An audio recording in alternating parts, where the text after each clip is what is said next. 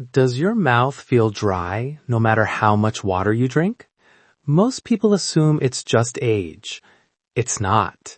A lot of the time, it's a slow-acting side effect from a pill you might have taken this very morning.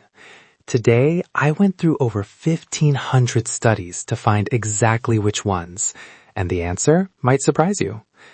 I'm a pharmacist with 9 years of experience, and dry mouth is one of the most common things I see patients struggle with. Almost every time, they have no idea what's actually causing it. Today, I'm going to show you what the data says, with real numbers, real risk factors, and real things you can do about it. The study I'm bringing you today was published in 2017. It's what's called a systematic review and meta-analysis. Instead of running one new experiment, the researchers took over 1,500 studies published across 26 years and filtered them down to the most rigorous, relevant ones. Think of it as the greatest hits of dry mouth research, distilled into one highly reliable paper. The focus was specifically on adults aged 60 and older. I'll explain why that matters in a moment. But first, the headline finding. Some medications increase your risk of dry mouth by nearly 6 times. Part 1. The number one culprit, bladder medications. If you had to guess which type of medication causes the most dry mouth, what would you say? Antidepressants, blood pressure drugs, sleep aids? The answer is bladder medications, drugs prescribed for overactive bladder and urinary incontinence. Not what most people would expect. The numbers from this study are striking. Taking bladder medications increases your risk of dry mouth by 5.91 times compared to a placebo. Nearly 6 times. And that translates to roughly 1 in 4 people on these medications developing significant dry mouth. So why do bladder medications do this? Here's a simple way to think about it. Imagine your body has 2 buttons. One says produce saliva, the other says hold your bladder. Older bladder medications have what I describe as clumsy, imprecise fingers. They're trying to press the bladder button, but they're not precise enough, and they end up pressing the saliva button at the same time. So your bladder calms down, but your salivary glands go quiet too. Newer bladder medications work more like a precision tool. They're designed to find the bladder button specifically and press it without disturbing anything else. The saliva button stays untouched. The numbers back this up completely. Older bladder drugs, 56% absolute increase in dry mouth risk. More than 1 in 2 people develop dry mouth.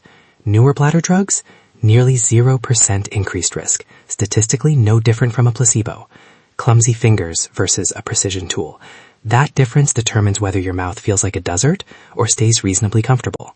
If you or someone you care for is on a bladder medication and experiencing chronic dry mouth, the medication type might be the issue, not just an unavoidable consequence. Ask your doctor or pharmacist, is there an alternative with a lower risk of dry mouth? That one question could genuinely change things. Part 2. The number 2 culprit, antidepressants. The second highest risk category is antidepressants, nearly 5 times the dry mouth risk compared to placebo. And again, the type of antidepressant matters enormously. Let me keep this simple. There are older antidepressants and newer ones.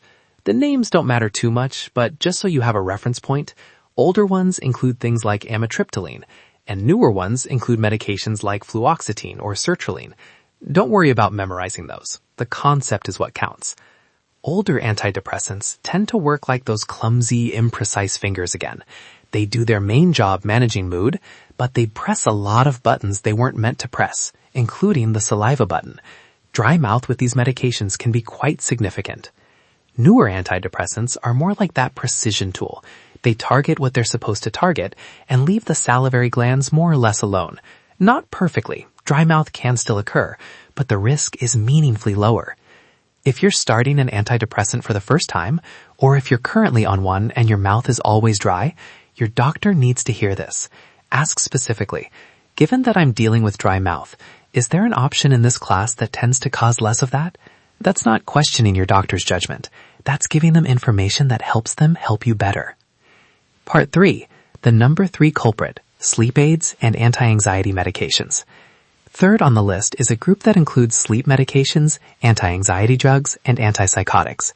This group showed 2.59 times the dry mouth risk compared to placebo, lower than the top 2, but still clinically meaningful. Here's why these cause dry mouth. Your brain is an incredibly sensitive organ.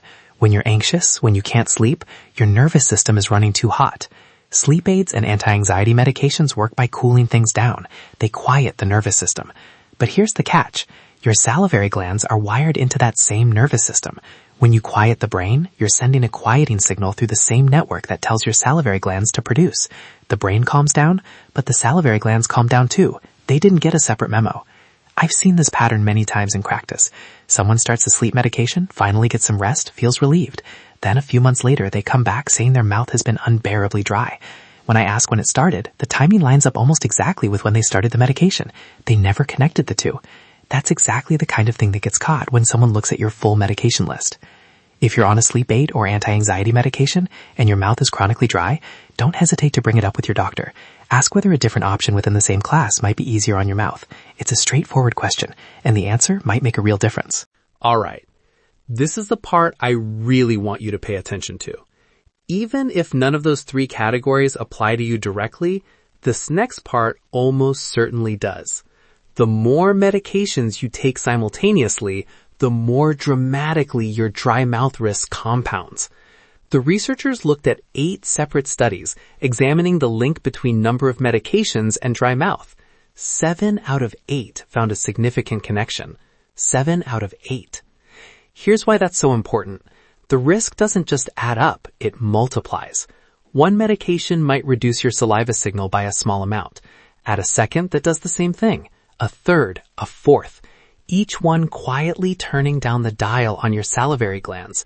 By the time you have 5 or 6 medications in your system, that dial might be turned all the way down.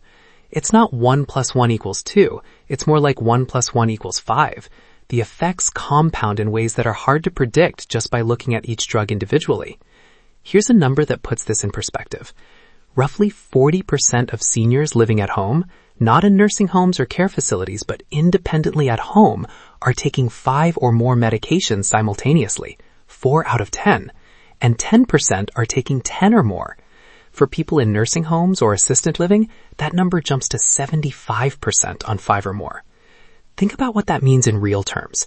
If someone you love is on a bladder medication, an antidepressant, a blood pressure drug, and a sleep aid, each of those is quietly dialing down their salivary glands.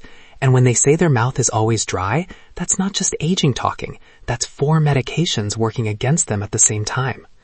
There's one more layer here. Older adults don't just face more medication exposure. Their salivary glands are also naturally less robust to begin with. Salivary function declines slightly with age on its own, so the baseline is already lower. Then medications push it down further. The same drug that causes mild dryness in a 35-year-old might cause severe chronic dry mouth in a 70-year-old. That's exactly why this paper focused on older adults specifically, because the stakes are higher and the impact hits harder. Let's make this practical. First, get a full medication review. This sounds simple, but it's more complicated than it looks. Many older adults see multiple specialists, a cardiologist, an orthopedist, a urologist, a psychiatrist. Each one prescribes something, and sometimes no single person is looking at the whole picture. That's exactly where a pharmacist can help. Bring every medication, prescription drugs, over-the-counter products, supplements, to a pharmacist and ask, could any of these be contributing to my dry mouth? Are there any overlapping effects I should be aware of? A pharmacist is trained to look across your entire medication list in a way that individual specialists often can't. Second, ask about alternatives, specifically. We covered this in each section, but it's worth saying clearly. Within every category we discussed, bladder medications, antidepressants, sleep aids, some options carry significantly lower dry mouth risk than others. Clumsy fingers versus a precision tool. If you're experiencing chronic dry mouth and you're on any of these, speak up at your next appointment. Ask your doctor directly, given my dry mouth, is there an option in this category that might be a little easier on my salivary glands? It's a legitimate clinical question, and it deserves a real answer. Third, take your dental care more seriously than ever. People with chronic dry mouth should be seeing a dentist every 3 to 6 months, not once a year. Without saliva acting as a natural buffer, cavities develop faster and in unusual locations. The enamel is essentially unprotected around the clock. One thing worth asking about specifically is high fluoride toothpaste.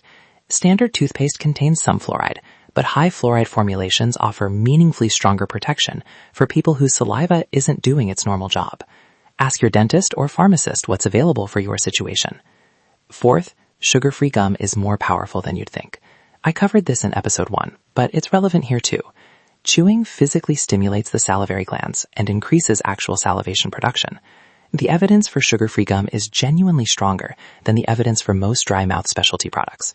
If you can't chew gum, dentures, jaw issues, look for xylitol-based sugar-free candy as an alternative. Xylitol stimulates salivation production through the sweet sensation and also actively suppresses cavity-causing bacteria. Either way, sugar-free is non-negotiable. Regular gum or candy makes the situation significantly worse. Fifth, tell your dentist directly. Medication adjustments are a conversation for your doctor and pharmacist. Protecting your teeth is a conversation for your dentist. And your dentist needs to know you have chronic dry mouth in order to treat you appropriately. That means more frequent fluoride applications, closer monitoring, and earlier intervention if something starts to develop. Dry mouth is a significant oral health risk factor. Your dental team needs that information to do their job properly. 3 things to remember before you go. 1. The medications most likely to cause dry mouth are bladder drugs at nearly 6 times risk, antidepressants at nearly 5 times, and sleep aids and anti-anxiety medications at around 2.6 times.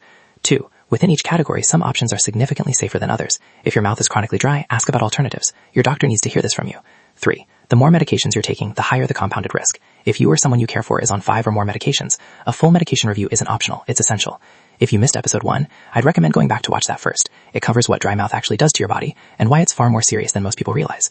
Thanks for listening, whether you're on your commute, at the gym, or just doing something around the house. I make these videos because this kind of information deserves to be easy to find and easy to understand. If this was useful, subscribe and leave a like. It helps more people find this content. See you in the next one.